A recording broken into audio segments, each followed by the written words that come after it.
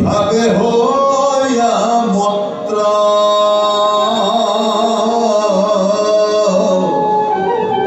বাহুদেব বুদ্ধি সবাকে দেখয় জ্ঞানৰ বুজিলা তো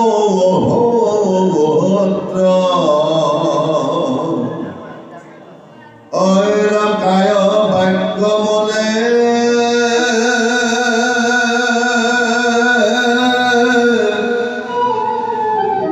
গুৰুৰ চৰণে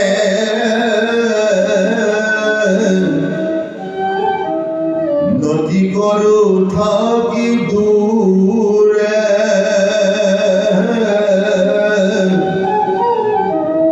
চুম্বক মণিৰ সমীপ পায়া লোহা যেন মতে ঘূৰে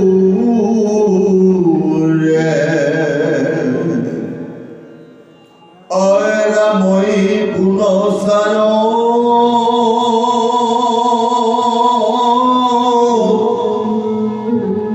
কৃষ্ণক গাইবাৰ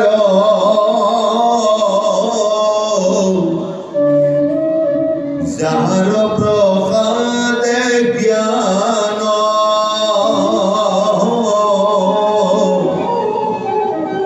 চৰণত নতি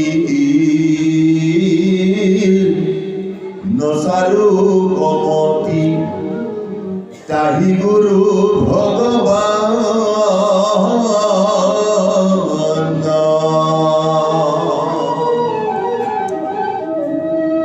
জয় জয় দেৱ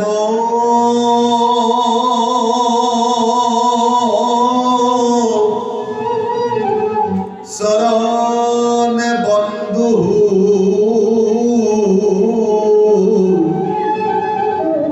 নাৰায়ণ নিৰকৰ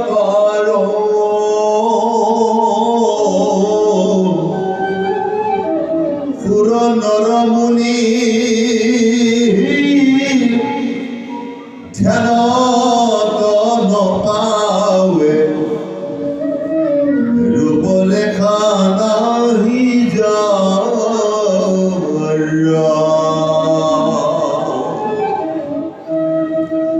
ঐৰাম সয় গোটা তৰ্কে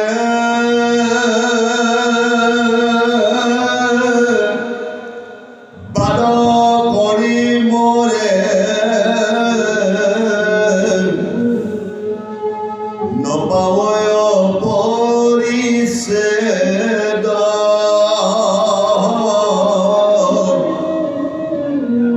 সাক্ষাতে ব্ৰহ্মক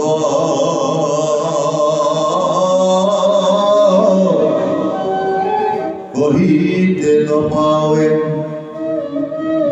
শিখে মুখে কহে বেদ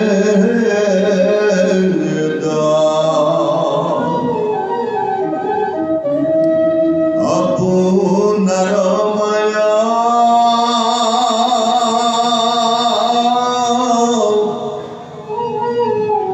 আশ্ৰয় কৰিয়া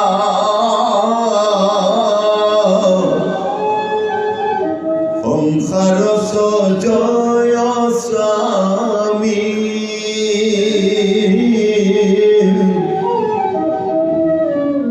যত সৰাসৰ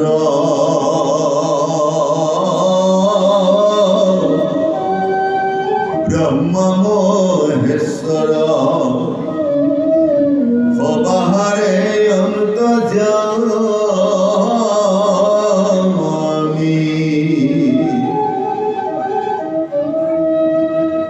মৎস্য কুৰ্ময়াদি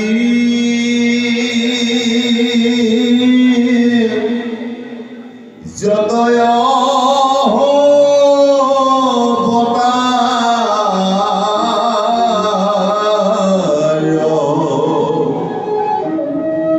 ঈশ্বৰৰ অংশ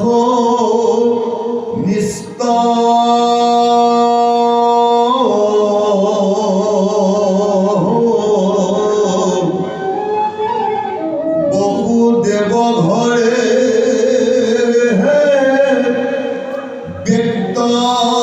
ভৈলাৱাসী সেই পূৰ্ণ ব্ৰহ্ম কৃষ্ণ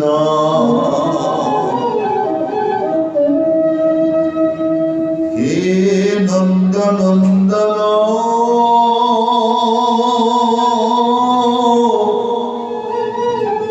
জগত বন্দন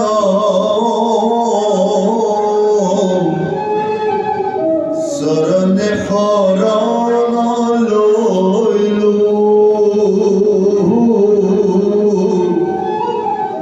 কৃষ্ণৰ পদৰা মধুলো ভৱাসে ধনে বিকয় গইল কৃষ্ণ জয় গুরু শঙ্কর সর্বগুণ নায়ক যাকে নাহিকে উপাম তোমারি স্বর্ণ করে রেণুখত কোটি বার এক কর্ম প্রণাম বার এক কর্ম প্রণাম হে মোৰ আজন্মৰ আজি বৈকুণ্ঠ প্ৰীতি ভৱিষ্য কৰ্চ গাঁৱৰ সমূহ ৰাইজৰ সহযোগিতাত যুৱকসকলৰ প্ৰচেষ্টাত যে মহান অনুষ্ঠান অনুষ্ঠিত কৰিছে এই অনুষ্ঠানলৈ আমন্ত্ৰণ কৰি অনা বাহুদেৱ পৰা অহা সকলোৰে নমস্য প্ৰভু ঈশ্বৰৰ প্ৰমীক্ষী লগতে সুদূৰ মৰিগাঁৱৰ পৰা পাঠক হিচাপে আমন্ত্ৰণ কৰি অনা মহেন্দ্ৰনাথ বৈষ্ণৱ প্ৰভুজনাৰ প্ৰমীক্ষী ইয়াত উপবিষ্ট পিতৃসমূহ বা বিশ্বৰসকল মাতৃসমূহ মাতৃসকল যুৱক যুৱতী আৰু কণকণী শিশু সমস্ত জয়তে সৰ্বপ্ৰিয় শ্ৰীচৰণে প্ৰণিপাত জনাই এই আহ্বানক যি উদ্দেশ্যে আমন্ত্ৰণ কৰিছে সেই উদ্দেশ্য ৰক্ষা কৰিব নোৱাৰিলোঁ আংশিক মাত্ৰ পালন কৰাৰ এটা চেষ্টা কৰিছোঁ ইয়াত কিবা ভুল ভ্ৰান্তি হ'লে আপোনালোকৰ দাসৰ দাস বুলি আপোনালোকৰ চৰণৰ তলত যাতে স্থান দিয়ে এয়া শ্ৰীকৃষ্ণ গীতা কৃষ্ণ শ্ৰীকৃষ্ণ কৃষ্ণ নিৰ্গুণ নিৰাকাৰ শ্ৰীকৃষ্ণ সগুণ আকাৰ সেই শ্ৰীকৃষ্ণই ভাগৱততকৈ আগত সৃষ্টি হোৱা মদ ভাগৱত গীতা কুৰুক্ষেত্ৰ যুদ্ধত ক'ব লগা হৈছিল মাত্ৰ 18টা শ্লোকত 18টা শ্লোক বিচক্ষণ শিষ্য হিচাপে বাছি লৈছিল অৰ্জুনক ইংগিত দিলে ইমান বিচক্ষণ ইংগিত দিলে বুজি পায় সেনে শ্লোক এটাহে কৈছিল ইমান সোপা কোৱা নাছিল যুদ্ধ ক্ষেত্ৰৰ মাজত 18টা যুগ আছে 18টা শ্লোকহে কৈছিল ইয়াত কোনো 723টা শ্লোক আছে 723টা শ্লোকৰ ভাঙনি জয়ৰাম মিশ্ৰৰ পুত্ৰ গোবিন্দ মিশ্ৰই কৰিছিল এই গোবিন্দ মিশ্ৰই এই শ্লোকৰ পৰা ভাঙনি কৰিবলৈ যাওঁতে ইয়াত তেওঁ দুটা অধ্যায় বৰ্ণনাচৰণ লিখিছে এটা লিখিছে দুলৰী চন্দন প্ৰথম দ্বিতীয়টো লিখিছে পদচন্দ্ৰ এই দুটাৰ সৈতে মাহাত্ম্যলৈকে সৈতে ইয়াত 21টা আছে যোগ 18টা যোগ কিন্তু ইয়াত 18টা আছে ইয়াৰ দুটা মাহাত্ম্য 18 3 21 তাৰ মাজতে কোনো কোনো যুগৰ 4-5 লৈকে সৈতে অধ্যায় আছে সেইকাৰণে অধ্যায়ৰ সংখ্যা টোটেল 39 ইয়াৰ অধ্যায়ৰ সংখ্যা 39 আৰু ইয়াৰ শব্দৰ সংখ্যা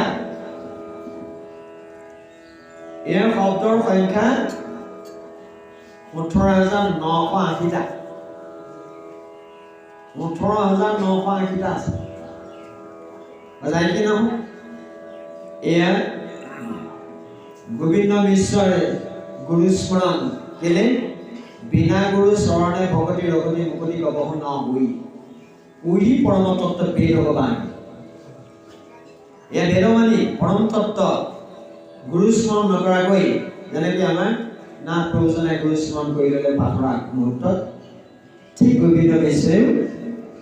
প্ৰথমতে গুৰু স্মৰণ কৰি ভগৱন্তৰ মংগলময় গুণ বখানি তেওঁ অসমীয়ালৈ তৰ্জমা কৰিবলৈ ওলাইছে গীতাভাগ সেইকাৰণে তেওঁ প্ৰথমে গুৰুক নমস্কাৰ কৰোঁ কিৰদীয়া চৰণত বুলি পেলাই আৰম্ভ কৰিছে কেলে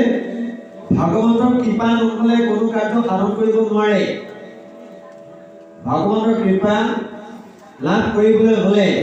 ভগৱানক স্তুতি মিনতিৰে সন্তুষ্ট কৰি ল'ব লাগিব এইটো হ'ল তেওঁৰ মংগল আচৰণ মংগলাচৰণ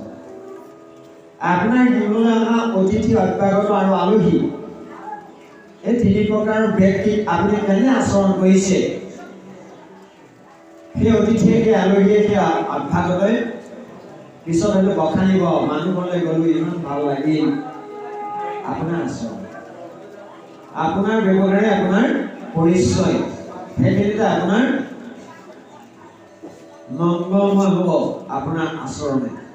সেইকাৰণে এই অধ্যায় মংগলাচৰণ বুলি লিখিছে মংগল যোগ আচৰণ ভগৱন্তৰ স্তুতি ব্যতিৰেকে ভগৱন্তৰ প্ৰাৰ্থনা ব্যতিৰেকে আপুনি কেতিয়াও মংগলক আহ্বান কৰিব নোৱাৰিব সুমংগল আহিব ভগৱন্তৰ স্তুতিহে ভগৱন্তৰ কৃষ্ণ নামে অমংগলে সুমংগল যদি হৰি স্মৰে সুমংগলে অমংগল যদি হৰি এৰে সেইকাৰণে আজি কৰচন গাঁৱৰ ৰাইজৰ এনে এক মহান অনুষ্ঠানে অকল গাঁওবাসীয়ে নহয় ইয়াতে এওঁলোকে মাইকৰ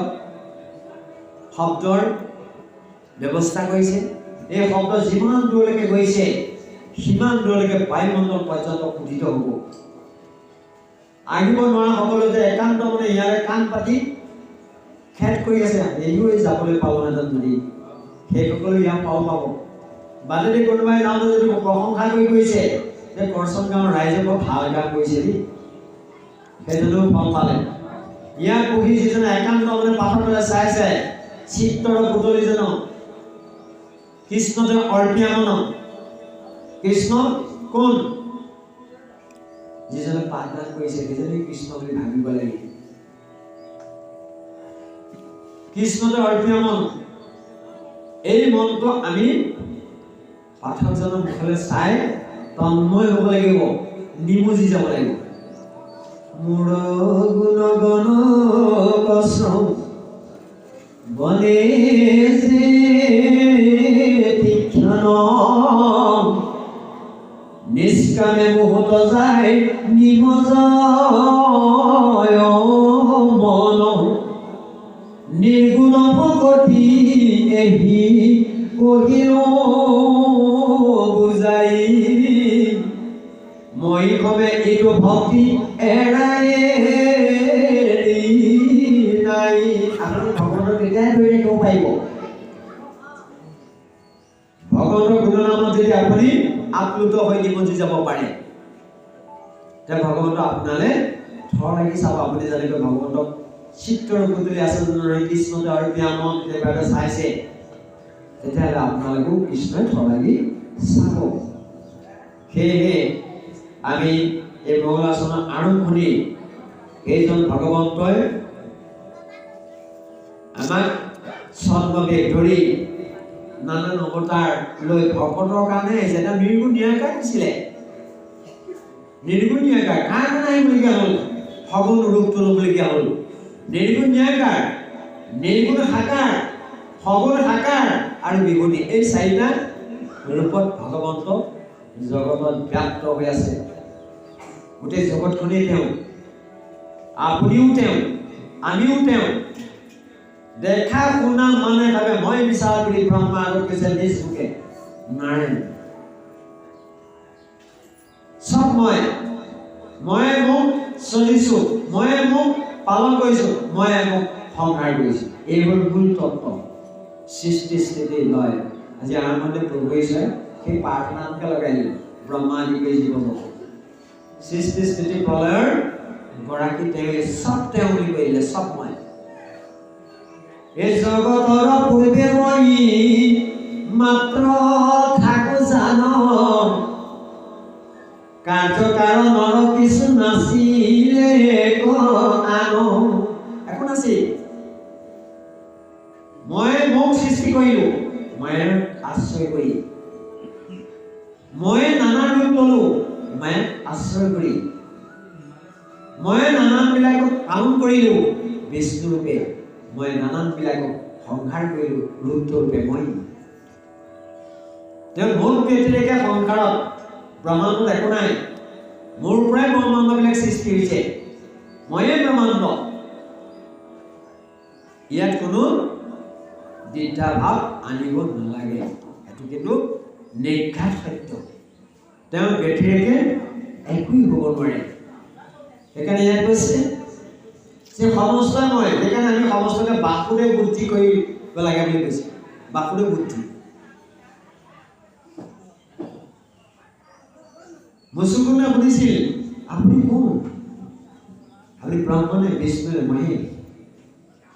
মই সেই তিনিজনৰ একজনে, কোনোজন নহয়।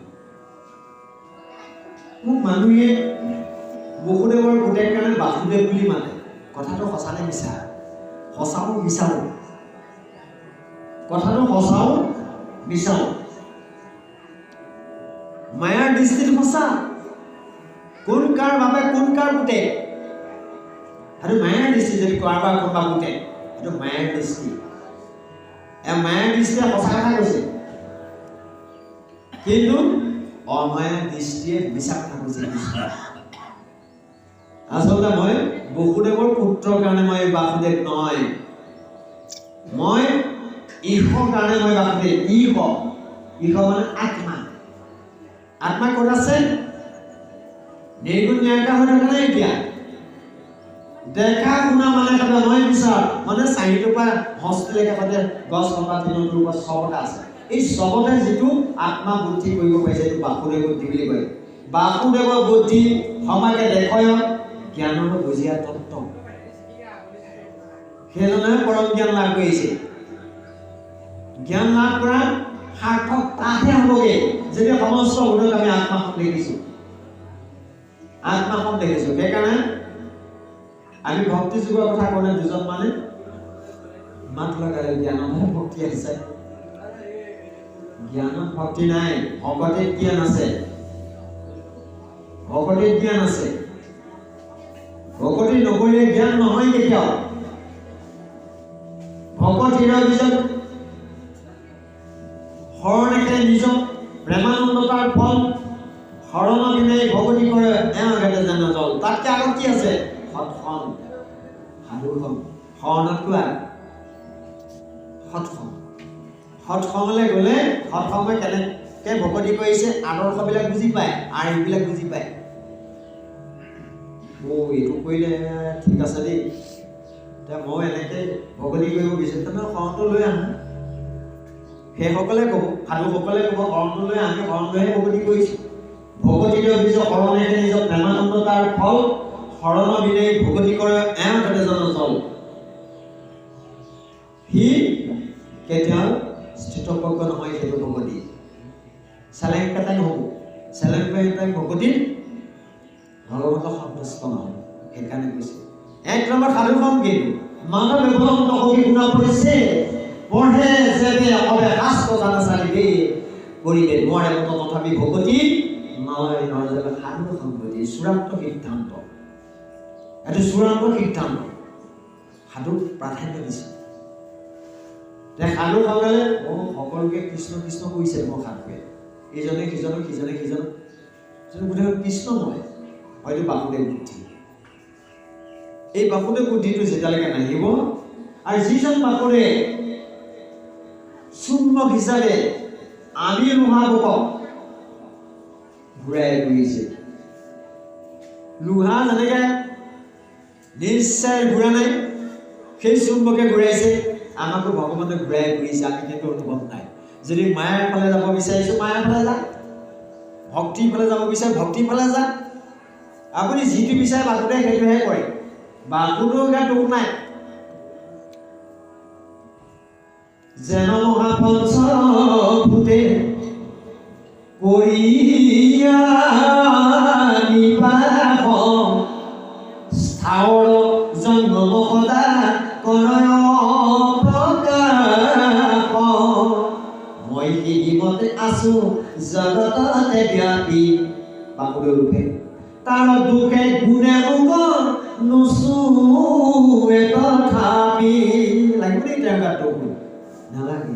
মই যদি বেয়া কাম কৰিছো, বেয়া ফল এটা মোৰ কাৰণে থৈ দিছে। মই যদি ভাল কাম কৰিছো, তেওঁ মোৰ কাৰণে ফল দুটাইহে। এই বৃক্ষজোপা প্ৰকৃতি আশ্ৰয় আছে আদি বৃক্ষ,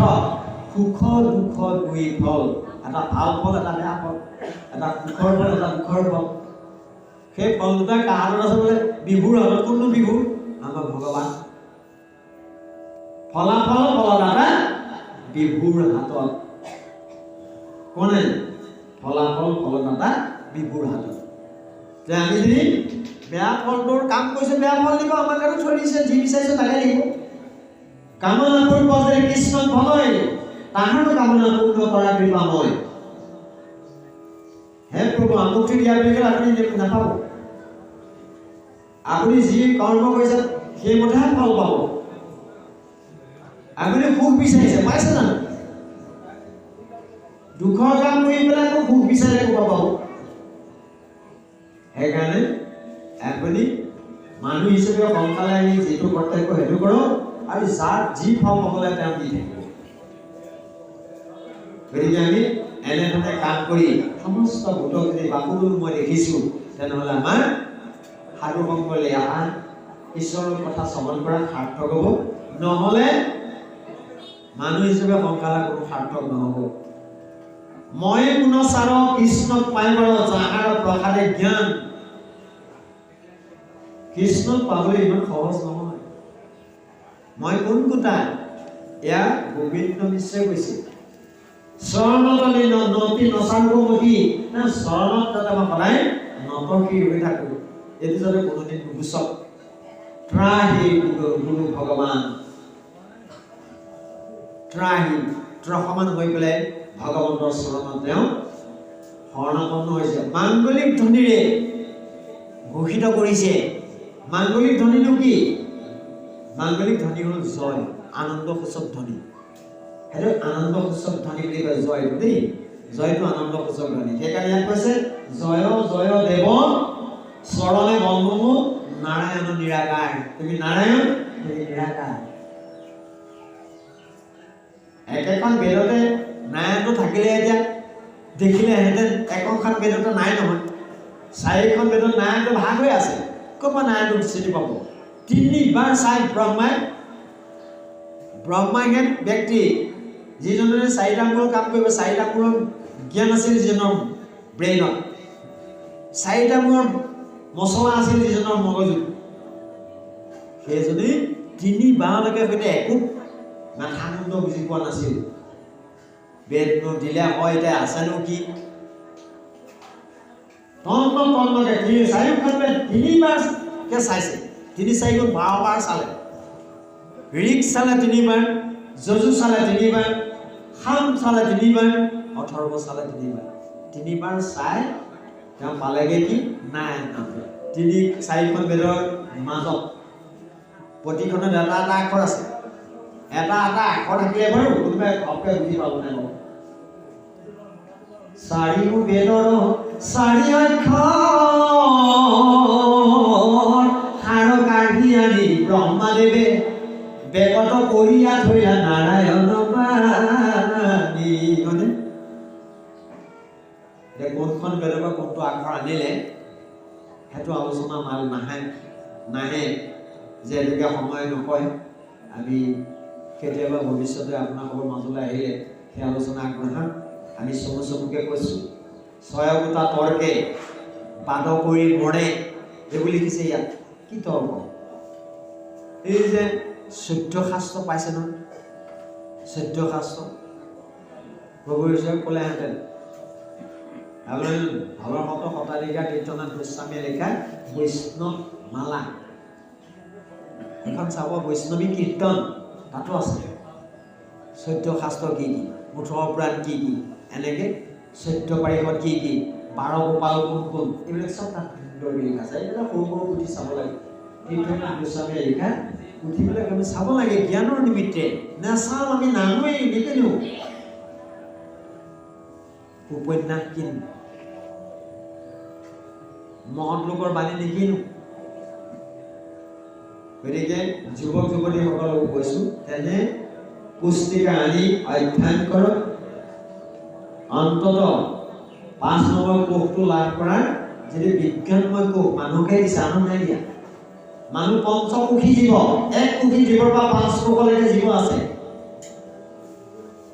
সেই 5 নম্বৰ কোষে 5টা কোষ লাভ কৰিছে কেৱল মানুহেই। সেইকাৰণে জীৱ শ্ৰেষ্ঠ, দেৱতাতকৈও শ্ৰেষ্ঠ বুলি কৈছে। দেৱতাই মানুহ জন্মটো ল'বলৈ আশা কৰে, দেৱতকৈও শ্ৰেষ্ঠ বুলি কৈছে। কেলে? দেৱতাই 24টা গুণে লাভ কৰিছে, মানৱে উত্তম ভগতে 28টা গুণ লাভ কৰিছে। 4টা গুণ বেছি আছে মানুহৰ। সেইকাৰণে দেৱতাই মানুহ হিচাপে ব্ৰহ্মাৰো বাঞ্ছিত বুলি কৈছে। লঘিয়াছা জন্ম যদি ব্ৰহ্মাৰো বাঞ্ছিত, এনেই কোৱা নাই। ইয়াৰ মাজতে আপোনালোকে প্ৰশ্ন কৰিব যে এতিয়া প্ৰশ্নত গোটেই কিতাপখনৰ অৰ্জুনৰ প্ৰশ্নই আছে, প্ৰশ্ন আছে।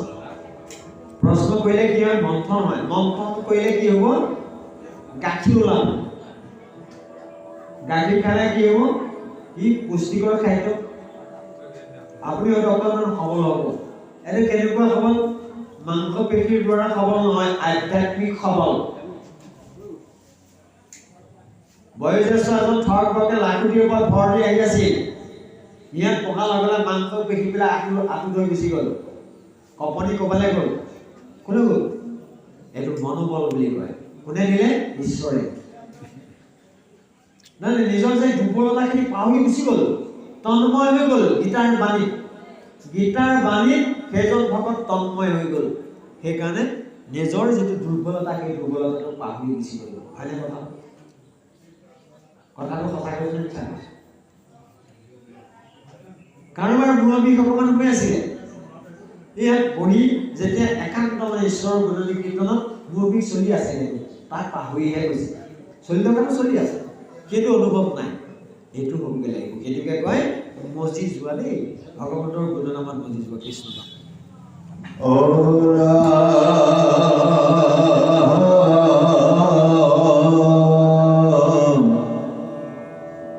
মিছে কয়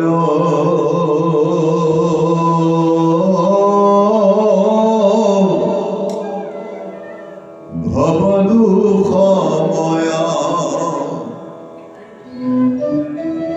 শরণে নিরিউদয়া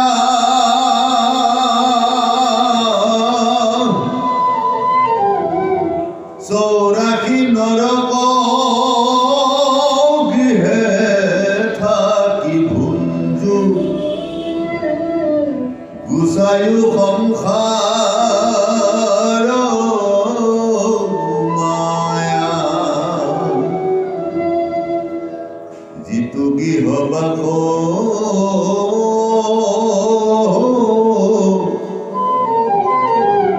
ভাজারে দাস কহিল পরম যা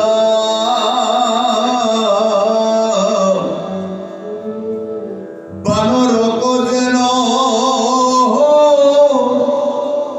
নরতকে নসাওয়ে স্বামী কোন সাওয়ে ভার যা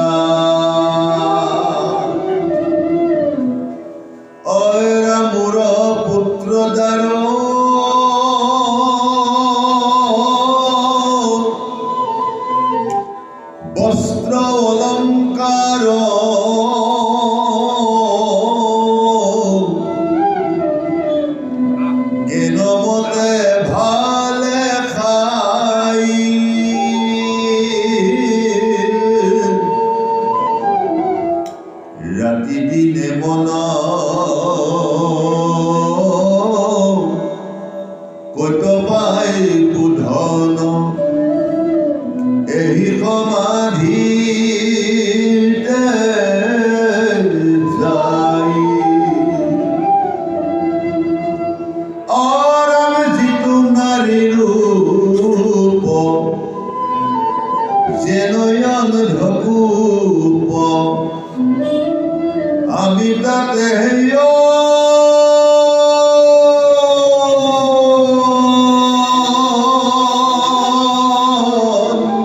অন্ধমতি নব গোটাদারে মূত্র সে দব হে তাহাত করুর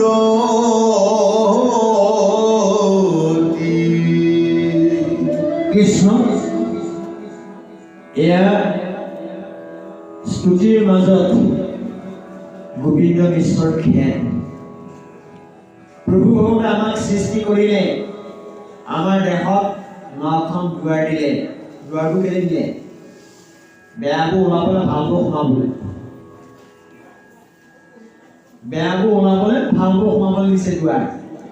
যে বেয়াবোৰ ওলাই যায় ভালবোৰ সোমাই যায় উদাহৰণ ৰা ম ৰা বুলি কোৱাৰ লগে লগে নামান্নকে গোসাত চাব আগে মুখখন মুকল খাই গ'ল এইখন প্ৰথম দুৱাৰখনৰ কথা কৈছোঁ আৰু 8খন দুৱাৰ আছে এইখিনিৰ পৰা একেলগে 7খন দুৱাৰ তললৈ 2খন কেইখন 9খন শৌচদাৰ মুক্তদাৰ 2 নাক 2 চকু 2 কাণ 6 মুখ 7 পায়ু আৰু উপস্থ 9 এইবোৰ কেলে দিছে বেয়াবোৰ ওলাবলৈ উদাহৰণস্বৰূপে মুখ্যদাৰ মুখ আগে মুখখন ৰা বুলি কোৱাৰ লগে লগে মুখ মুকল খালে পাপবোৰ ওলাই গ'ল ম বুলি কোৱাৰ লগে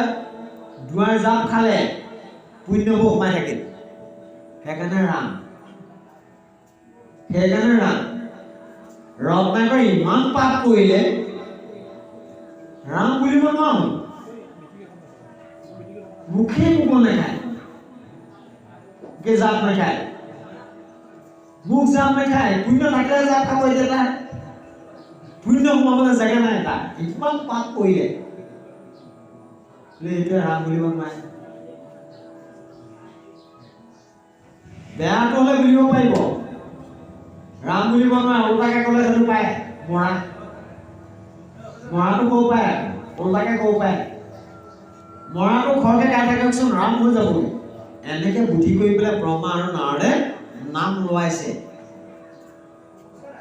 ইমান পাপী সিমান পাপীটো গৈ পেলাই এদিন ৰাম হৈ গ'লগৈ পৰম জ্ঞানী হৈ গুচি গ'ল যিজন ভূত ভৱিষ্যত ক'ব পৰা হ'ল কেতিয়াবা ৰাম জন্ম হ'বই তেতিয়া আগতে লিখি আজৰি কি কৰিব কি কৰে তেনেধৰণে ৰাম নাই আনি পেলাই ইয়াত লীলা কৰিব চব বৰ্ণনা নাতি পুতিলৈকে লিখি থৈ গৈছিল পিছতহে ৰাম আহিছে আকৌ একদিনতে আগতে লিখিলে সেইজন মহাপাপী মহাপুণ্যৱান বনাই দিলে কোনে সৎসংগ এতিয়া ৰত্নাকৰৰ সৎসংগ কোন ব্ৰহ্মা আৰু নাৰদ সেইকাৰণে সৎসংগ ইমান সুন্দৰ এটা যুৱকসকলে কৰচন গাঁৱৰ যুৱকসকলে এনে এটা সুন্দৰ অনুষ্ঠান অনুষ্ঠিত কৰাইছে তেওঁলোকে আলোচনা কৰিলে বয়োজ্যেষ্ঠ কেইজনমানৰ লগত এই কিতাপত অকণ পাব বৰ্তা তহঁতে পাতিব পাৰিছে যদি ইচ্ছা কৰিছে পা আমি আছো নহয় পা সহায় জনালে ৰাইজে আহি গ'ল পাতিলেই নহ'ব লাহে লাহে পালন কৰিবলৈ যত্ন কৰিব লাগিব কেনেকে এবছৰ পাতিলেও এবছৰ নাপাতো এইটো এলাহ বুলি কয় এইটো এলাহ আমাৰ প্ৰভুৱে কৈছে নহয় এলাহটো ত্যাগ কৰিব লাগিব কৈ কৈছিল মন কৰিছিলে নাই এলাহ ত্যাগ কৰিব লাগিব সেয়া ক'ৰপৰা ক'লে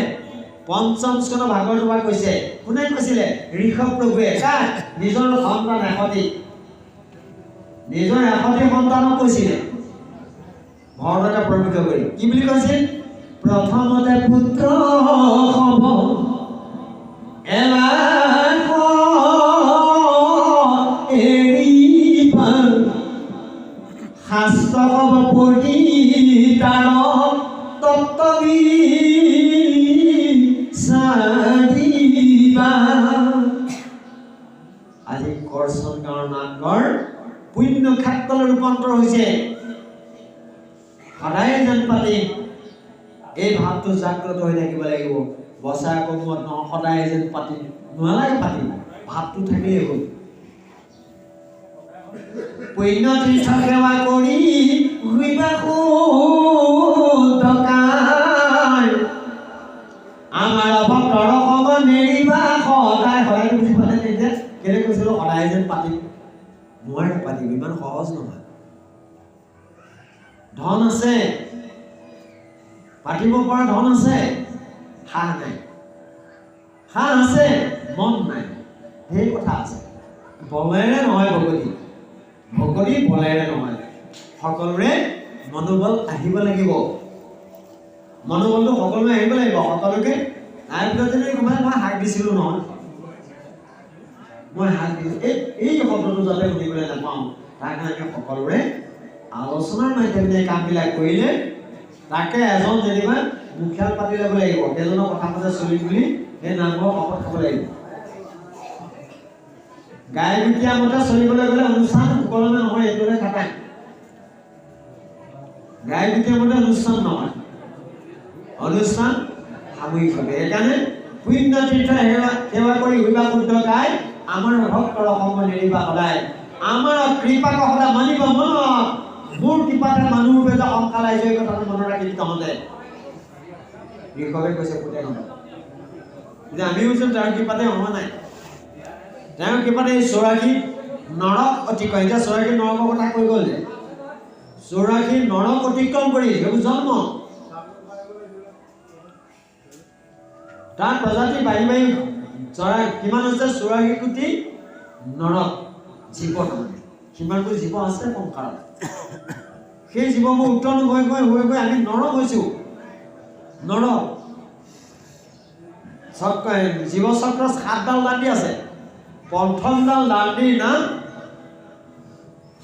স্থিতিশীল জীৱ লৰচৰ কৰিব নোৱাৰা জীৱ দ্বিতীয়ডাল দাণ্ডিৰ নাম উভচৰ তৃতীয়ডাল দাণ্ডিৰ নাম কীট পতংগ চতুৰ্থডাল দাণ্ডিৰ নাম চৰাই চিৰিকটি ষষ্ঠডাল দাণ্ডিৰ নাম চাৰিঠেঙীয়া আৰু সপ্তমডালৰ নাম এইটো পঞ্চম পাইছে ষষ্ঠডালৰ নাম চাৰিঠেঙীয়া ষষ্ঠডালৰ নাম বানৰ চাৰিঠেঙীয়া হৈ আছে মানুহৰ নিচিনা থিয় দিলে মানুহৰ নিচিনা আৰু 7 নম্বৰ ডালৰ নাম নৰ এই 7ডাল দাণ্ডি অতিক্ৰম 6ডাল দাণ্ডি অতিক্ৰম কৰিলেহে নৰ কিমান বাৰ জন্ম ল'বলৈ তাৰো সংখ্যা আছে সেইখিনি মই বহলাই নকওঁ আজি যে সিমান 84 কোটি লক্ষ যদি অতিক্ৰম কৰে জন্ম অতিক্ৰম কৰাৰ পাছত নৰ 3বাৰ মানুহ হিচাপে 3বাৰ আহিবলৈ দিয়ে প্ৰথমবাৰ দিলে মোৰ নভজিলে আকৌ দিয়ে দয়া আছে যে তাৰ কৃপা আছে যে আকৌ নভজিলে আকৌ দিয়ে আকৌ নভজিলে এইবাৰে একেবাৰে ডিপকেট কৰিব আকৌ তললৈ পেলাই থৈ দিব তলৰ ধান দিলাম তাৰ আকৌ জন্ম ফুট বঢ়াই দিব তেতিয়া 16 কোটি বাঢ়ি গুচি যাব 84 কোটিৰ লগত 16 কোটি যোগ দিলে 100 কোটি হয় এই 100 কোটি জন্ম কৰে হুৱে মহাভাগ নৰ শৰীৰক জীৱে দেৱে পাৱে লাগ তাতো যদি মৰণায়া ভৈল যাক প্ৰতি সেই কৰিব পৰা আমাৰ ভগৱতী নিশ্চয় কৰচন গাঁৱৰ ৰাইজৰ ওপৰত ভগৱানৰ কৃপা বৰষুণ হৈছে কাৰণে এই গীতা ভাগ চৰ্চা কৰাৰ মানুহ কৰিছে কৃষ্ণ এৰি হোক ভাল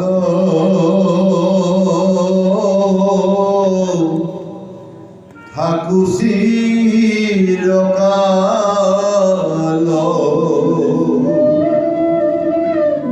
যেন স্বপ্ন পৰাই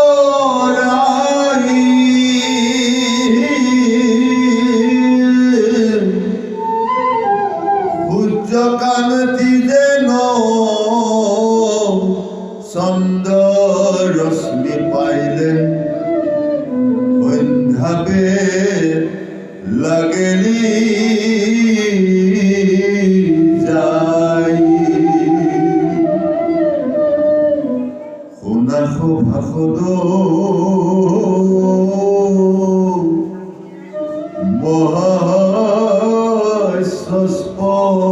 মহাস্পদ মুহিলে কিনো জ্ঞানে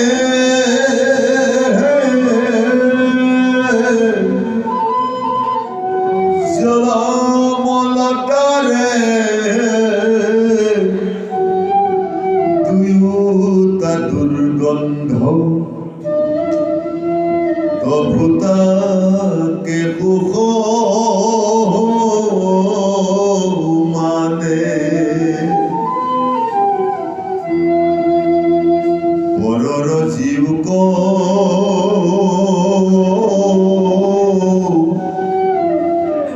বিহা করিয়ানি তাতে রবহু ভোগ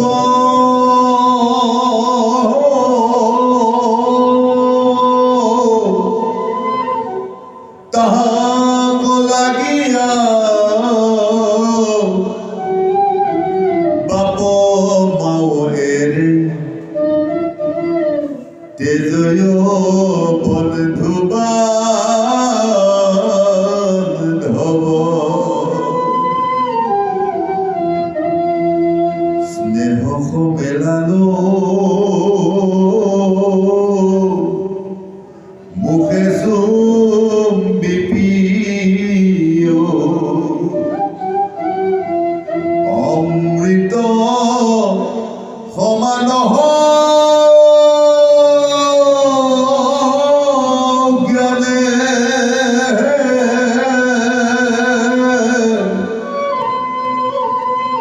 কর্ণে কুত কথা জলপিয়া কহয় গুরুমন্ত বলি মানে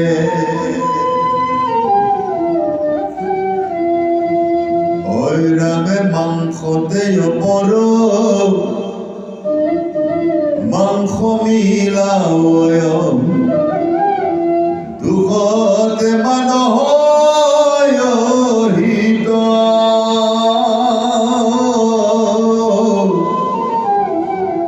অন্ধকার প্রায় প্রবর্তিয়া যাই অবিচারে বিপরীত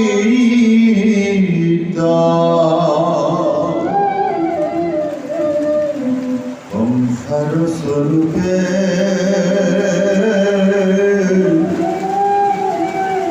গৃহয়ন ঢকুপে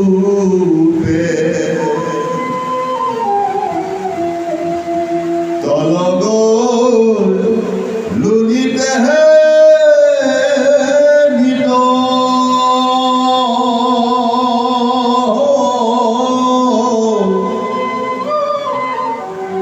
কৃষ্ণর শরণ সংসার তরণ ইটুকু নপ্রায় চিত্রা কৃষ্ণ নিৰৰ্থ কথা এয়া গোবিন্দ মিশ্ৰই ভগৱন্তক স্তুতি কৰা মানুহৰে নিৰৰ্থ মানুহবিলাকৰ কথা কৈছে যে নিৰৰ্থ মানুহ কাৰ নিচিনা নৰকাসুৰ নিচিনা নিৰৰ্থ মানুহ কাৰ নিচিনা ৰাৱণৰ নিচিনা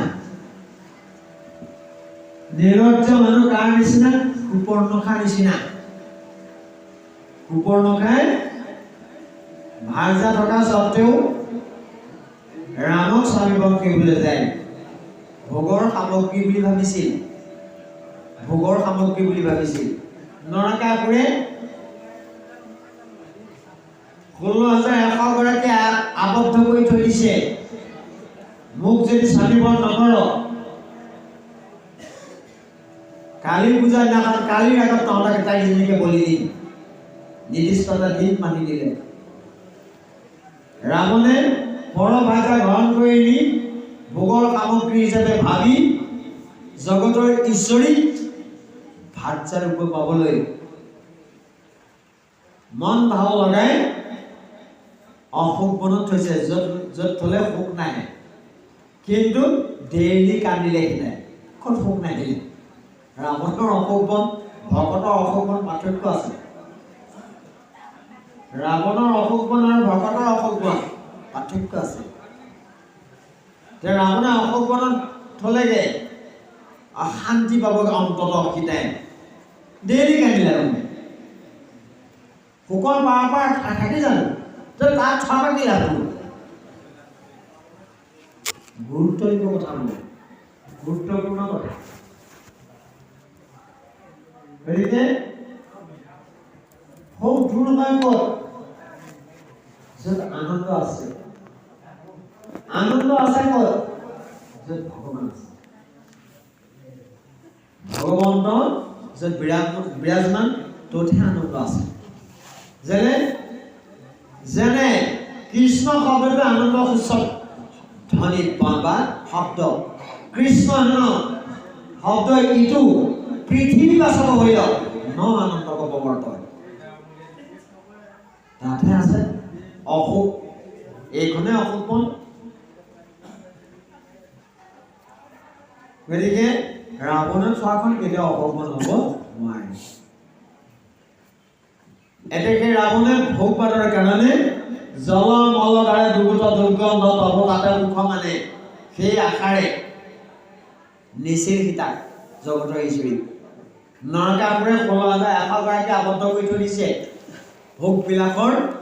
বিলাসৰ কাৰণে তাহাকত লাগি আজি বৰ্তমান সমাজত এগৰাকী গোটাই দিলে হ'ল আৰু এগৰাকী যদি দেউতাকে মাকে গোটাই দিলে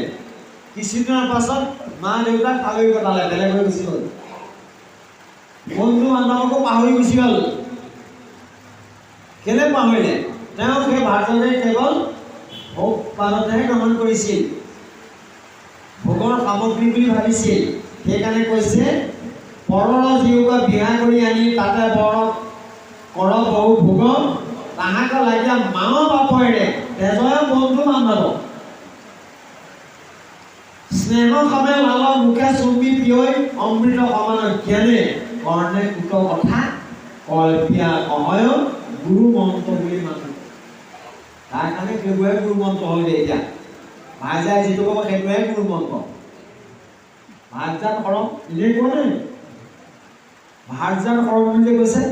সেই শ্ৰেণী মানুহ যি ভাইজাত ফল লৈছে সি বন্ধু বান্ধৱ পিতৃ মাতৃ ত্যাগ কৰিব পাৰে ত্যাগ কৰি দিব পাৰে হয় 10 মাহ 10 দিন গৰ্ভত যিগৰাকী মাতৃয়ে ধাৰণ কৰি নানান দুখ কষ্টৰ মাজেদি জন্ম দিছে দিয়াৰ পাছতো আকৌ 5 বছৰলৈকে হৈতে ডিঙিত ওৰমাই লৈ ফুৰিছিল সেইগৰাকী মাতৃক ত্যাগ কৰিছে ধেমালি কথা যিজন দেউতাকে কান্ধত লৈ মাকক বাহিৰ কৰিবৰ কাৰণে সুবিধা কৰি দিছিল কান্ধত লৈ ফুৰিছিল সেইজন দেউতাকক আদি কৰি বুলি ভাবাটো দৰে কথা ত্যাগ কৰি দিব পাৰিছিল ভাৰ্যাৰ মুহূৰ্ত নেজানে পিতৃ মাতৃ আদ্য গুৰু পূজনী পৰম জাত হন্তে সংসাৰত লভিৰ জানম কোনো মাক দেউতাকে নিজৰ সন্তানক বেয়া হোৱাটো নিবিচাৰে উপায় কৰিলে মই নাজানিছো নামানে নহয় আহিমগে নহয় এতিয়া দেউতাকে বিশেষ চিন্তা নকৰে মাকে কিন্তু নহালৈকে কথা টোপনি নাই মাক নহালৈকে হয়তো টোপনি নাই দেউতাক আমাৰ বুঢ়াসকলে কয় বাপ ধোঁৱা কাপ হয়নে বাপ ধোঁৱা কাপ বাপেকৰ মৰম চেলেং পাতে মাকৰ মৰম অগাধ সেই মৰমক নেওচি মাকৰ বাক্য দলিয়াই পেলোৱা দৃষ্টান্ত আছে তাৰমানে কি এদিন তেওঁতো দেউতাক হ'ব তেওঁতো মাক হ'ব তেওঁকো ওলপালা জাতি পলপালা লাঠি এই কথাটো বুজিছে আৰ্জিত ফল কোনো খাই যাব নোৱাৰে মই যি আৰ্জন কৰিছোঁ তাৰ ফল পামেই মই যদি মোৰ মা দেউতাক কৈছোঁ মোকো মোৰ সন্তানে কৈও এইবিলাক দৃষ্টান্ত আছে ৰজাই ছাগলী কাটিবলৈ কটৱালৰ সৈতে লৈ গৈ আছে মন্ত্ৰী সৈতে গৈ আছে ছাগলী আকৌ তেতৰটো হাঁহ নিচিনা শুনিবলৈ মূৰ্খ ৰজাই ক'লে হেৰ' মন্ত্ৰী মই এটা কাটিবলৈ আনিছোঁ ইহঁত হাঁহিছে যে মন্ত্ৰী প্ৰত্যুৎপন্ন বুদ্ধি আছে নেহাঁহি কান্দিব সেই কি কথা কোৱা ইয়াক কাটিবলৈ আনিছোঁ কি হাঁহিছা তুমি আকৌ নেহাঁহি কান্দিবলৈ বুলি কৈছা নহয় মহাৰাজ আপুনি বুজি পোৱা নাই বুজাই দিয়া কি হ'ল কথাটো বোলে এতিয়া আপোনাৰ হাতত সি কটা যাব কটালে কাটিব আপোনাৰ নিৰ্দেশত তাৰমানে আপোনাৰ হাতত কটা যাব আপোনাৰ বাক্যত কটা যাব আৰু ইটো জন্মলে সি ৰজা হ'ব আপুনি ছাগলী হ'ব আপোনাৰ কি কাটিবলৈ পাব সেইকাৰণে হাঁহিছে এইটোৱে হৈ যাওঁ আপোনাৰ দুটা জীৱ সেইটোৱে হৈ আছে এবাৰ আপুনি ছাগলী হয় সি ৰজা হয় এবাৰ সি ছাগলী হয় আপুনি ৰজা হয় এইটোৱে হৈ আছে ঘূৰি আছে কটোৱা কি ইয়াকে মই এইবাৰ পৰা ছাগলী হ'বলৈ নাই ইয়াকে এটা মন্ত্ৰীয়ে কম জ্ঞান দিলে নহয় এইটোৱে হৈ আছে এনেকে এই মায়াময় সংসাৰ আমি লেকাচা খাই ঘূৰি ফুৰিব লাগিব যদিহে কৃষ্ণ শৰণাপন্ন সাধু সংগলৈ কৃষ্ণ শৰণাপন্ন নহয় সেইকাৰণে গীতাই এক শৰণ দেখুৱাইছিল গীতাৰ মূল মতবাদ হ'ল এক শৰণ দেই মনত ৰাখিব সৰ্বধৰ্মান পৰিত্যাজ্য মামেক শৰণং ব্ৰজঃ ইয়াৰ মূল তত্ত্ব সৰ্বধৰ্মান পৰিত্যাজ্য মামেক শৰণং ব্ৰজঃ আহং সৰ্ব পাপেভ্যো মুখ্যৈ নাশিষ্য মই সকলো পাপৰ পৰা তোমাক উদ্ধাৰ কৰিম এই বাণীটো সাৰোগত কৰি মহাপুৰুষ কৃপাল গুৰুজনাই শংকৰদেৱে একাদশ স্কন্ধ ভাগৱতৰ কৃষ্ণ উদ্ধৱ সংবাদত দ্বিতীয় পদতে লিখিছে কৃষ্ণ উদ্ধৱ সংবাদত দেই উপদেশ আকাৰে আমালে গীতাৰ পৰা ৰেফাৰেঞ্চ কৰি দিছে কি বুলি দিছে ভাগৱত দিছে কাৰণে ভাগৱত আৰম্ভণিয়ে কৈছে কি বুলি শুনা সভাসন পদ মহাভাগৱত এই কথা কৈলা কৃষ্ণে গীতাৰ অন্তত কি ক'লে গীতাৰ সৰ্বধৰ্ম এৰি এক শৰণ সাক্ষাৎ সুদৃঢ় বিশ্বাসে সখী লৈক আমাত নকৰিবা ভয় হেৰা কৰ অংগীকাৰ সমস্ত পাপতে মই কৰিবই উদ্ধাৰ এয়া ভাগৱতৰ বাণী এক শৰণ তত্ত্ব এক শৰণ গীতাই এক শৰণটোৱে দিছে দেই ভাগৱতে কি দিলে সৎসং নামটো কোবাই পদ্ম পুৰাণৰ পৰা কোনে নাম প্ৰচাৰ কৰিলে মহাপুৰুষ মাধৱদেৱে কোন পুস্তিকাত নাম মালিকা নাম ঘোষা সহজ কথা এইবিলাক তেনেই সহজ কথা নাম বস্তু ক'ব আনিলে কাক নাম বস্তু প্ৰকাশ কৰালে কৃপাল গুৰুজন মহাপুৰুষ মাধৱদেৱৰ হৈ পৰে ক'ৰ পৰা আনালে পদ্ম পুৰাণৰ পৰা পদ্ম পুৰাণত নাম প্ৰকাশ দিছে স্বয়ং নাৰায়ণে ব্ৰহ্মা আগত কৈ থকা কথাহে পদ্ম পুৰাণ আন কথা নহয় স্বয়ং নাৰায়ণে ব্ৰহ্মা আগত কৈ থকা কথাখিনি হ'ল পদ্ম পুৰাণ পদ্মকল্পত ব্ৰহ্মা নাভি কমলত যেতিয়া সৃষ্টি হৈছিল নাম বস্তুটো সম্পৰ্কে বিতংকে বুজাই কৈছিল পদ্মপুৰাণৰ মূল তত্ত্ব হৈছে নাম প্ৰকাশ সেইখিনি কথা মহাপুৰুষ মাধৱদেৱে সেই কালত মাধৱদেৱৰ বাহিৰে পদ্মপুৰাণৰ মূল তত্ত্ব আনে উদ্ধাৰ কৰিব নোৱাৰে বুলি জানি দায়িত্বটো দিলে মহাপুৰুষ মাধৱদেৱক মহাপুৰুষ মাধৱদেৱে দুখন পুস্তিকা নিৰ্ণয় কৰিলে এখন হ'ল নাম মালিকা এখন হ'ল নাম ঘোষা নামাকৰণে কৰিছিল বাৰু কিছু ইতুয় ধৰ্ম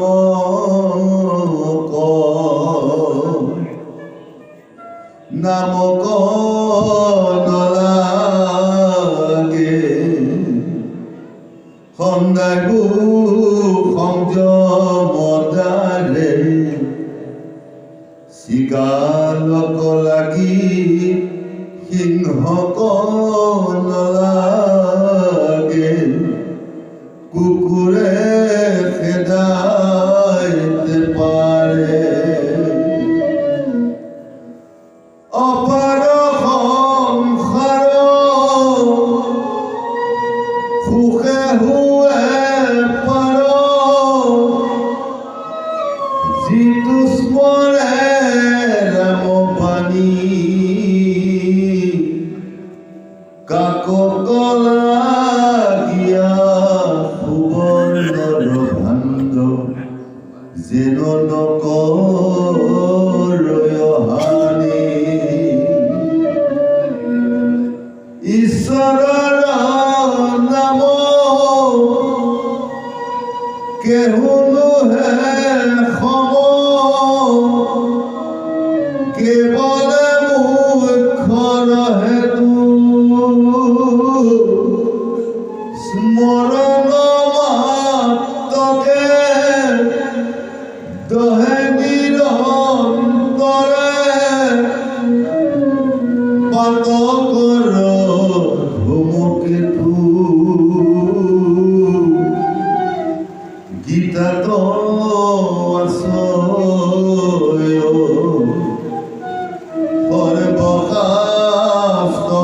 সৰ্বশাস্ত্ৰৰ্থ লৈ বাহা বিচাৰি চাই গীতা সমুদ্ৰত শান্তুৰ মেলিল গুৰু কি পাৱল পপা জ্যোতি ব্ৰহ্মচাৰী গৃহী প্ৰাণ পস্থ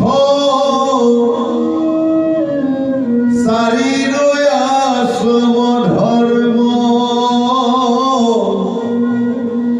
চাৰিৰো লক্ষণ আচাৰ কহিবা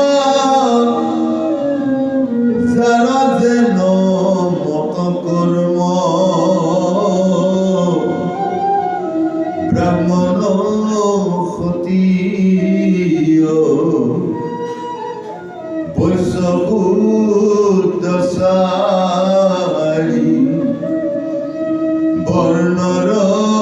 আচাৰ যত কৰ্ম কিয়া দান স্বধৰ্ম কহিবা ভক্তিৰো কহিবা তত্ৰ ঐ ৰামে সাংখ্য কৰ্ম যুগ অষ্টাংগ কহিবা পবিত্ৰি নিবৃত্তি পথ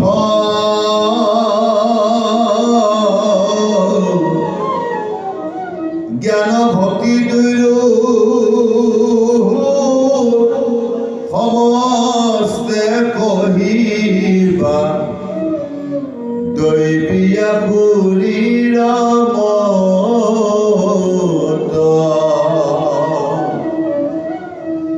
অয় ৰাম ন্যায় মীমাংসাৰ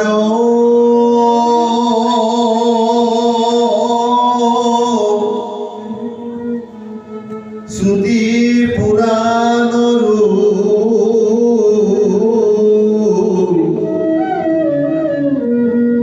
বেদান্তৰো যতনয়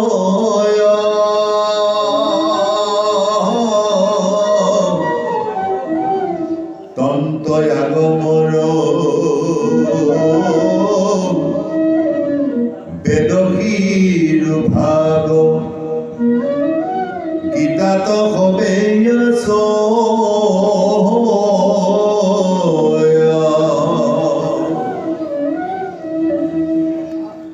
অয়ৰা সগুণ নিৰ্গুণ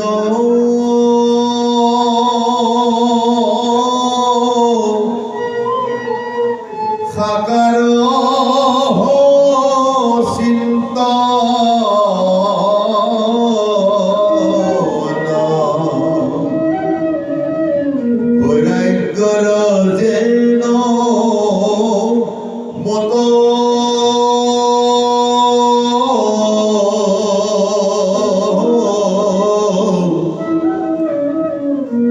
বন্ধমুক্ত জীৱ দেহাত্মা কহিবা সকাম নিষ্কামত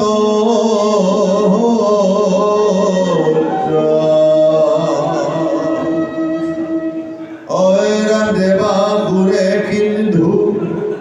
মন্দৰ মথিলা যেন লক্ষ্মী ব্যক্ত ভৈলা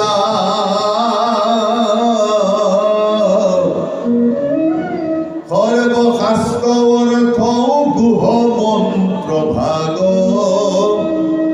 ভাৰতে কৃষ্ণ কহিলা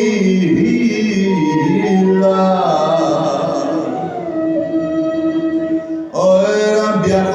আদি কৰি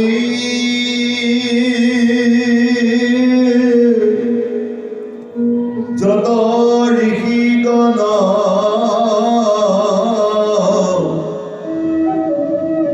শাস্ত্ৰ কহিলন্ত তান সবাৰো সংশয় এতেকে চেদয় গীতাক কৰি প্ৰমাণ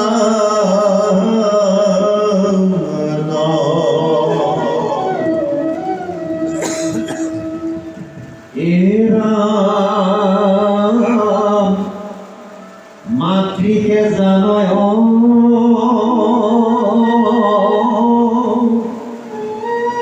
কাৰ বীৰ্যে পুত্ৰ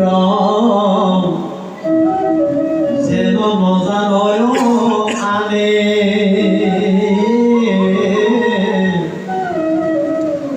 ঈশ্বৰ মুখৰ যত বেদ বাক্য জানিবা কপাৰে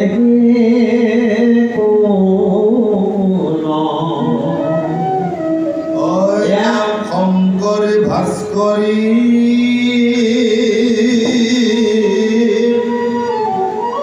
মত কয় আলোচি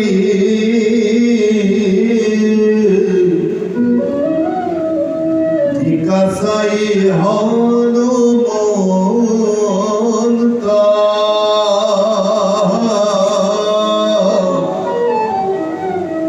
আনন্দ গিৰিৰ বুবুধি নীতিকা চাৰিৰো জিজ্ঞাসিত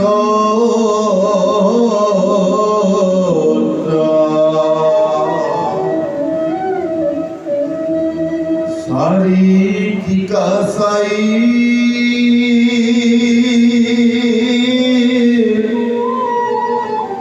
যিমান বুজিলো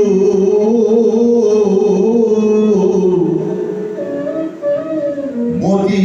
অনুসাৰে লৈলো কৃষ্ণ চৰণত হয়া অনুগত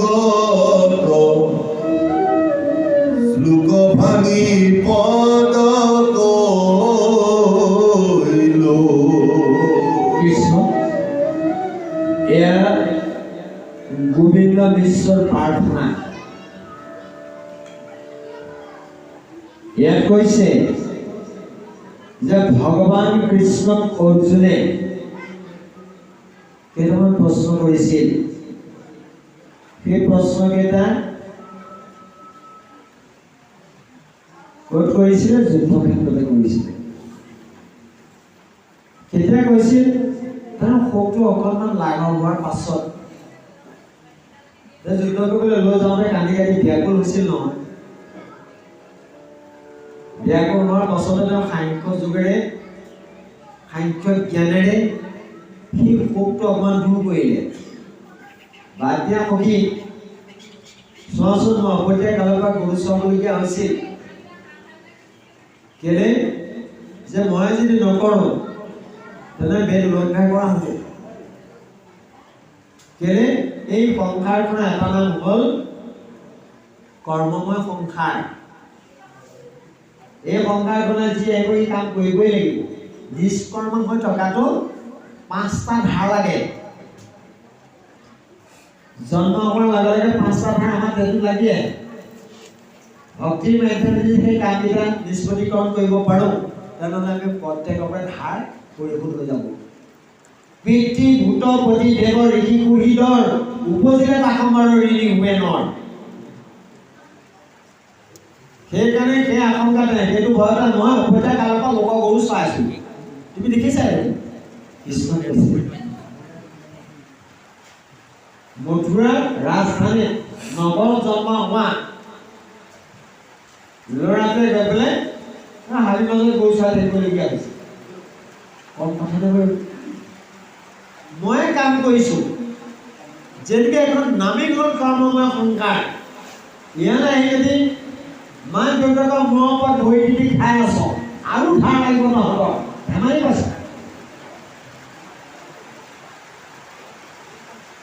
নিজৰো কামানি নাই মাক দেউতাকক গৰকি গৰকি চলি থকা কিছুমান ল'ৰা আছে আমাৰ মনত বাইক দামীখন আনি নিদিলে মানে আৰু উপায় নাই দামীখনে লাগিব যিখন বিচাৰিব সিমানে দিব লাগিব দামী মোবাইলটোহে লাগিব দেউতাকে ক'ত ধাৰ লগাই কেনেকৈ আনে হ'ব চিন্তা নাই এনেকৈতো ঘৰ চলে নাই ক'ৰবাত মই যিমানৰ মানুহ যিমানত থাকিব লাগে মই যিমানৰ মানুহ যিমানত থাকিব লাগে মই দেউতাক এই কথাটো ক'লে দেউতাই ভাল পাব নে বেয়া পাব শান্তি পাব নে অশান্তি পাব নিজে জিজ্ঞাসা কৰিব লাগে নাই জিজ্ঞাসা কৰিব লাগিব মই তেনেকৈ মানুহৰ লগত মিলাই থাকিব পাৰোঁ মোৰ দেউতাক পাৰত মৰাত দৰকাৰ নাই মোৰ ক'ৰবাত হাজিৰা কৰি হ'লেও মোক লৈ দিব লাগিব এইভাৱে যদি আমি মা দেউতাক ব্যৱহাৰ কৰোঁ যেতিয়া দিব নোৱাৰিব গুণা হ'লগৈ দিব নোৱাৰিলে তেতিয়া তাৰ চতুকটো ফুটাই ফুটাই তোলে সেই চতুকটোকে মনত পেলাই পেলাই কপিল মাকক কৈছে মা একালত তেনে সন্তানে মাক দেউতাকক কি কৰিব জানে পুহিব নোৱাৰ বুঢ়া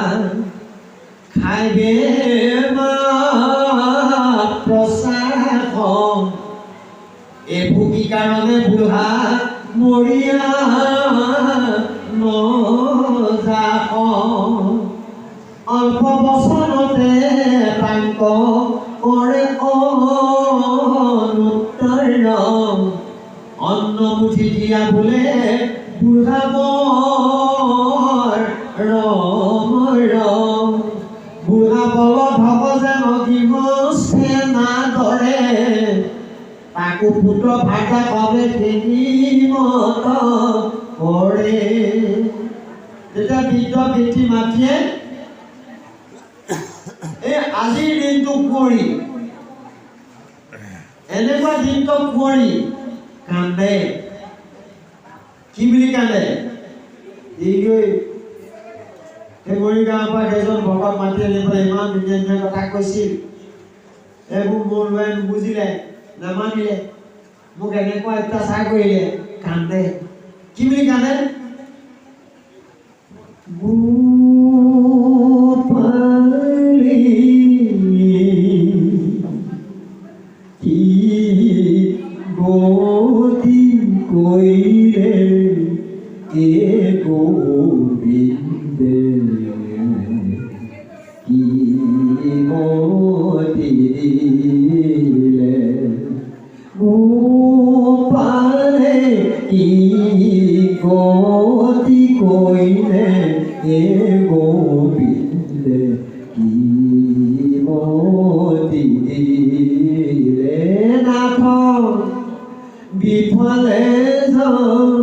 নম খবগে নৰি গোবিন্দে কি মতি দিলে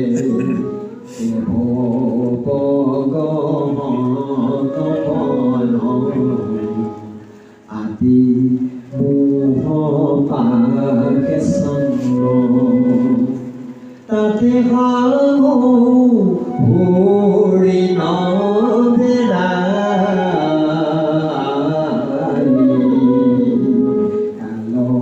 ব্যাধি ভান্দি মায়াৰ পাখে কাবকুত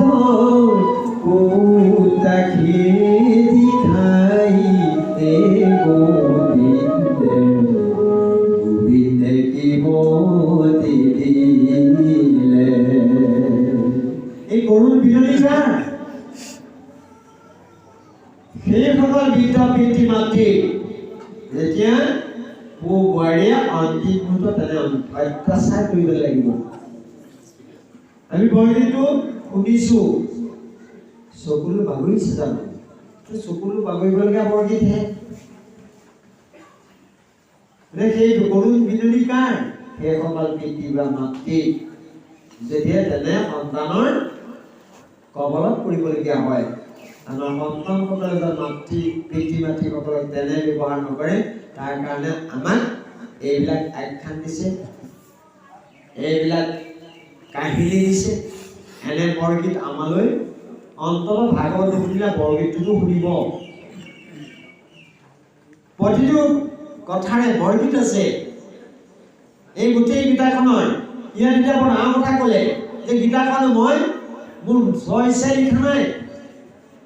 মই 4 টিকা পাহে লিখিছো গোবিন্দ মিশ্ৰই কৈছে কি 4 টিকা টিকা মানৰ টকা ইয়াত গাই গ'ল আমাৰ প্ৰভুজনাই কি বুলি গালে তে সত্য যুগত গীতা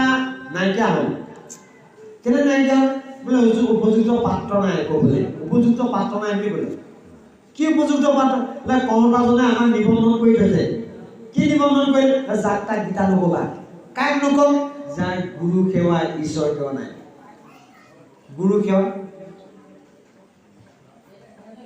ডেকা গাভৰুৰ কাৰণে গুৰু সেৱা কি পিতৃ মাতৃ সেৱা কয় নকয় যদি নকয় তেনে গীতা শুনিব নোৱাৰে ঈশ্বৰ সেৱা গুৰু সেৱা ঈশ্বৰ সেৱা যাৰ নাই তাক গীতা নক'বা এনেকৈ কৈছে ইয়াত মহাত্মাত কৈছে নকৰিবা পাধো বাৰম্বাৰ বুলি কৈছে আমাৰ দেউতাসকলে পাইছে নে যে গীতা যাক তাক নক'বা মই পাধো বাৰম্বাৰ এনে অষ্টাদশ অধ্যায় কৈছে কাক ক'ব নালাগে বোলে যাৰ গুৰু সেৱা নাই যি পিতৃ মাতৃ সেৱা কৰিব নাজানে যাৰ ভকত সেৱা নাই ঈশ্বৰ সেৱা নাই ভকতে ঈশ্বৰ এনে সেইসকলক গীতা নক'বা বুলি কৈছে সেইকাৰণে নিবি দিনৰ পৰা আৰু নিবি 3টা ল'ৰা এটাকো নক'লে নহয় নাৰায়ণে সূৰ্য দেৱতাক ক'লে সূৰ্যৰ গুৰু সেৱা ভকত সেৱা আছে সূৰ্য দেৱতাক সেইকাৰণে গুৰু হিচাপে তেওঁ জগতত জ্যোতি দিয়ে যে এওঁৰ যোগেদি গীতা প্ৰচাৰ হ'লে মানে কাম দিবৰ কাৰণে সূৰ্য দেৱতাক ক'লে সেই সূৰ্য দেৱতাই পৃথিৱীৰ কি শাৰদেৱ মনুক ক'লে শাৰদেৱ মনু 14 মনুৰ ভিতৰত শ্ৰেষ্ঠ এজন ত্ৰিসন্ধ্যা কৰে তেওঁ গুৰু সেৱা ত্ৰিসন্ধ্যা সেইকাৰণে তেওঁ ক'লে শাৰদেৱ 14জন মনুৰ ভিতৰত বাকী হাৰমনি এইবিলাকো নক'লে বাকী 13জন এওঁহে ত্ৰিসন্ধ্যা কৰে এজনৰ নাম শাৰদেৱ মনু যাৰ শ্ৰদ্ধা আছে শাৰদেৱে মানে পৃথিৱীৰ প্ৰথম যে ইচ্ছাকো ক'লে ইচ্ছাকোৱে নিমিক ক'লে কাৰ পাছতে কয় যাক তাক নক'বা নিবি এটা 3টা ল'ৰা ত্ৰিসন্ধ্যা নাই চেলেং পেটেং সেইকাৰণে মোৰ ল'ৰাকেইটা ক'লেও মোৰ পাপ হ'ব মোৰ ল'ৰা হ'ল বুলি ক'ম নেকি নিস্বাৰ্থভাৱে তেওঁ আছিল কাৰণে ত্যাগ কৰি কাকো নক'লে জানো উপযুক্ত পাত্ৰ নাপালে বস্তুটো গ্ৰাহ্য হৈ গুচি গ'ল খলাপানী লাগে এটা যুগত এনেকৈ গীতা আহি আছে কোনে ক'লে গীতা বোলে এনেকৈ আহি আছিলে যাক তাক ক'বলৈ আহিছা নক'লা বন্ধ হৈ গৈছে মুখে মুখে অহা বস্তুৱে ক'ত পাবা তেতিয়াতো আমাক লাগিছিল বৰ ভাল বস্তু কণ বাৰৰ কথা আছে তাত কি ক'ত পাম ব্ৰহ্মাই দিবনে ব্ৰহ্মাই নাজানে কোনে দিব শিৱই পাৰিব পাৰে শিৱই কেলে তেওঁ সেই তত্ত্বজ্ঞান আছে ভাগৱতটো শিৱই কাৰোবাৰ নোৱাৰে পাৰ্বতী কেনেকৈ ভাগৱত শিৱক কোনোবাই কৈছিল নেকি নাই কোৱা ভগৱন্তৰ আধা শক্তি লাভ কৰি থৈছে শিৱই সেইকাৰণে এই অৰ্ধচন্দ্ৰ ভগৱন্তৰ আধা শক্তি লাভ কৰি থৈছে সেইকাৰণে তেওঁ ক'ব পাৰে তেনেহ'লে শিৱ ওচৰলৈ যাওঁ কোনখন এটা যুগৰ দুজন ঋষি কি নাম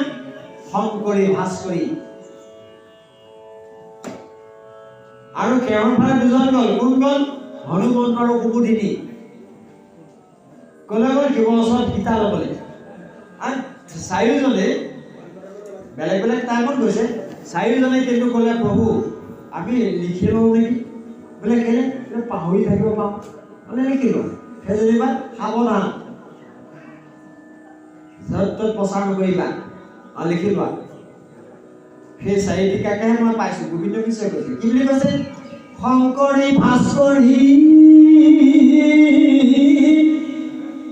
মতক আলসী টিকা চাহি হনুমন্ত আনন্দ গিৰিৰ সুবুধি নীতিকা চাৰিও জিজ্ঞাসিত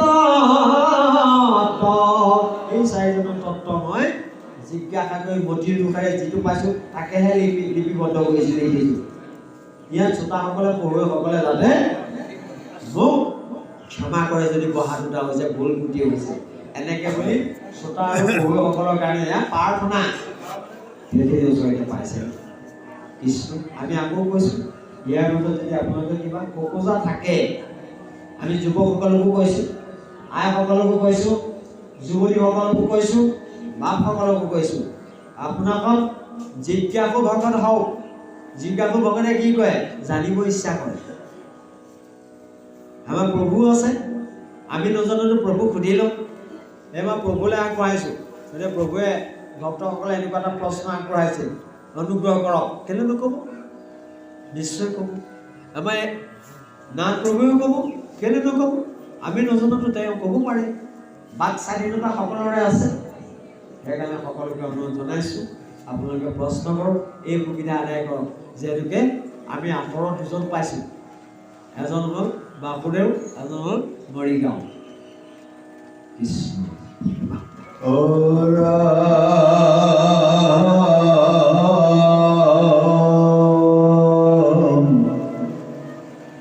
চাৰিটিকা চাই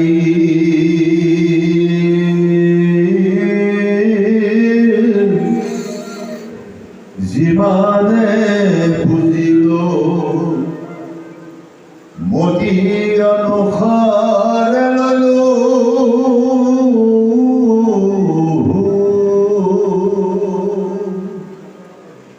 কৃষ্ণ চৰণত অনুগত শ্লোক ভাঙি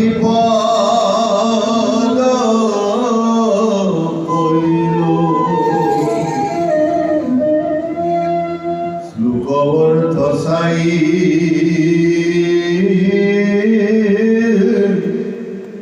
পদব হাপাই নিন্দা নকৰিবা মোক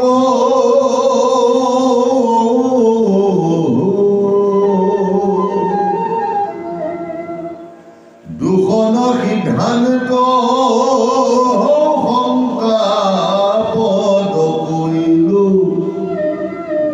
সুবোধে বুজু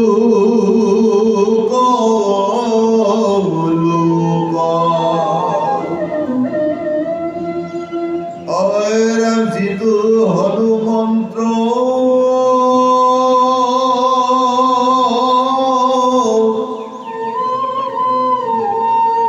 আপুনি মহেশ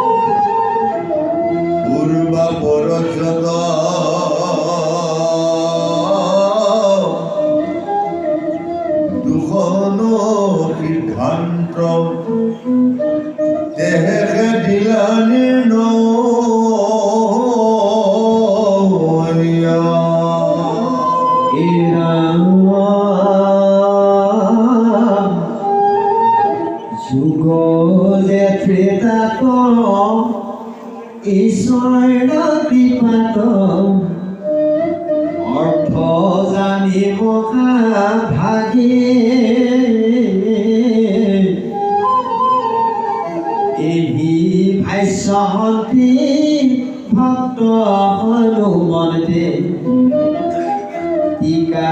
কৰি মন তয়াগে এই পদ্মনেত্ৰ দল ভকত বৎসল ভক্তবাক্য ৰাখি নিষ্ঠে তাপৰ শেষত কৰিৰ আজ্ঞত এই পাৰ্থক পঢ়িলা কৃষ্ণে কাক ক'লে পাৰ্থ কোন পাৰ্থ আমি সকলোৱে জানো অৰ্জুনৰ আন এটা নাম পাৰ্থ